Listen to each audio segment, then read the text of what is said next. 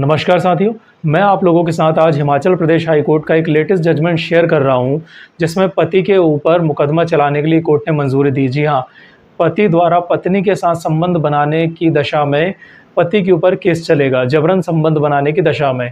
मामला कुछ इस प्रकार है कि पति पत्नी के आपसी विवाद के चलते पत्नी द्वारा पति के ऊपर और ससुराल वालों के ऊपर आईपीसी की विभिन्न धाराओं 323, 504, 498 ए और सेक्शन 377 ये ऑफेंस जो अननेचुरल सेक्सुअल एक्टिविटी के लिए होता है, उन धाराओं के तहत केस दर्ज किया गया था। केस दर्ज करने के बाद जो बाकी की धाराएं थी उनमें तो कॉम्प्रोमाइज हो गया, इस आधार पर केस खत्म हो गया। मगर सेक्शन 377 जो था इंडियन पिनल कोड का, जो ये बात करता है कि किसी के साथ अननेचुरल सेक्सुअल ऑफेंस करते हैं तो वो एक पनिशेबल ऑफेंस है।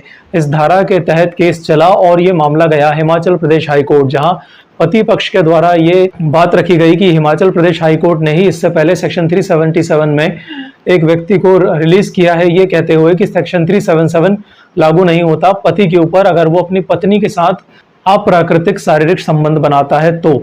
बट इस आर्ग्यूमेंट को कोर्ट ने खारिज कर दिया और ये कहा कि सेक्शन 377 इम्पोज होगा। 2018 में सुप्रीम कोर्ट का एक जजमेंट आया था जिसमें सेक्शन 377 को डीक्रिमिनलाइज कर दिया था, बट उसका आधार ये था कि होमोसेक्सुअलिटी को अलाउ किया था but with consent. But without consent अगर वाइफ के साथ अननेचुरल सेक्सुअल ऑफेंस किया जाता है, यानी कि अप्राकृतिक तरीके से सेक्सुअल एक्टिविटी परफॉर्म की जाती है, अगर कंसेंट नहीं है, तो ऐसी कंडीशन में section 377 of the Indian penal code के तहत केस को चलाया जा सकता है।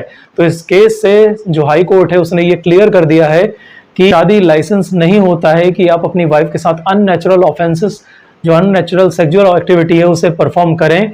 और कोर्ट का ये रुख था कि सेक्शन 377 को आगे कंटिन्यू किया जाएगा। बाकी की जो धाराएं थी वो कॉम्प्रोमाइज के कारण हटा दी गई, बट सेक्शन 377 में कोर्ट का ये जजमेंट रहा कि केस को आगे चलाया जाएगा।